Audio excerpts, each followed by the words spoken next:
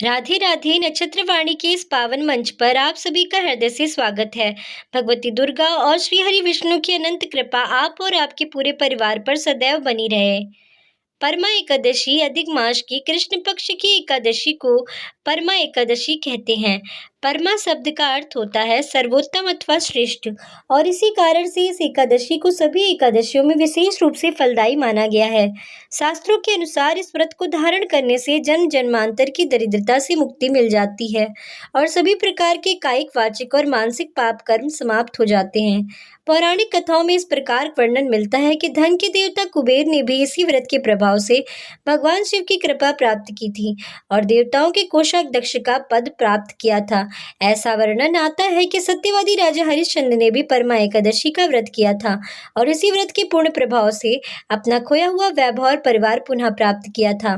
तो ऐसी मान्यता है कि जो भी व्यक्ति श्रद्धा पूर्वक और नियम पूर्वक किसी व्रत का पालन करते हैं उसे अश्वमेध यज्ञ के समान पुण्य फल की प्राप्ति होती है। और भगवान श्री कृष्ण स्वयं कहते हैं कि जो भी मनुष्य परमा एकादशी का व्रत नियम पूर्वक, श्रद्धा पूर्वक धारण करता है और उस दिन भगवान श्री हरि विष्णु और माता लक्ष्मी की आराधना करता है तो उसे समस्त प्रकार के भोगों की प्राप्ति होती है और मरणोपरांत वैकुंठ लोक की प्राप्ति होती है। तो बहुत महत्वपूर्ण है परमा एकादशी का व्रत, जो कि 3 वर्ष में एक बार आता है। तो आज की वीडियो में आप जानेंगे कि परमा एकादशी साल 2026 में कब है, एकादशी की तिथि कब प्रारंभ हो रही है, कब समाप्त हो रही है, व्रत हमें कब धारण करना है और एकादशी व्रत का पारण करना यानी व्रत खोलने का शुभ मुहूर्त क्या है, इस दिन किस प्रकार से माता लक्ष्मी और भगवान श्री हरि विष्णु की पूजा आराधना करें, किन मंत्रों का जप करें और कौन सा उपाय करें जिससे कि श्री हरि विष्णु सहित माता लक्ष्मी की संयुक्त कृपा हमें प्राप्त हो। तिथि और मुहूर्त।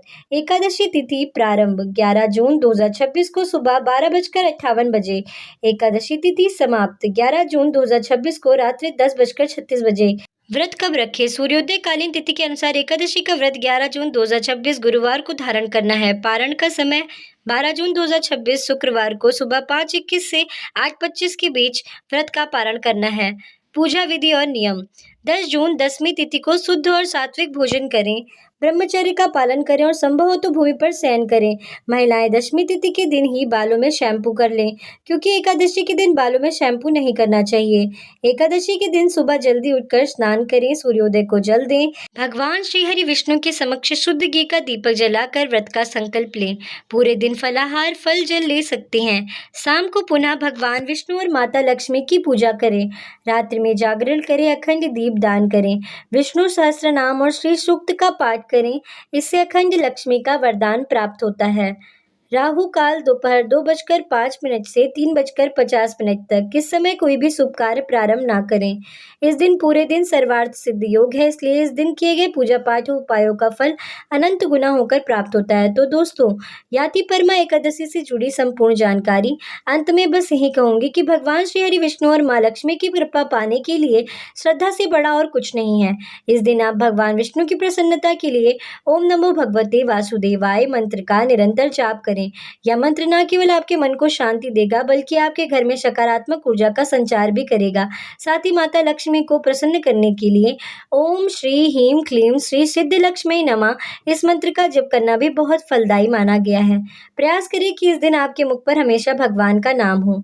अगर वीडियो में दी गई जानकारी आपको उपयोगी लगी हो तो इसे अपने मित्रों और परिवार के साथ जरूर साझा करें, ताकि उन्हें भी इस एकादशी पूर्ण फल प्राप्त हो सके।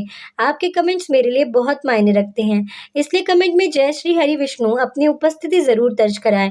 चैनल पर पहली बार आए हैं या अभी तक सब्सक्राइब नहीं किया तो कभी सब्सक्राइब कर लीजिए, ताकि ऐसी ही कल्याणकारी जानकारियां आपको सही समय पर मिलती रहें।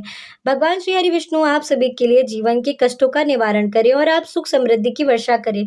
मिलते हैं अगली वीडियो में, तब तक के लिए हंसते रहिए, मुस्कुराते रहिए और देखते रहिए नक्षत्रवाणी। राधे राधे।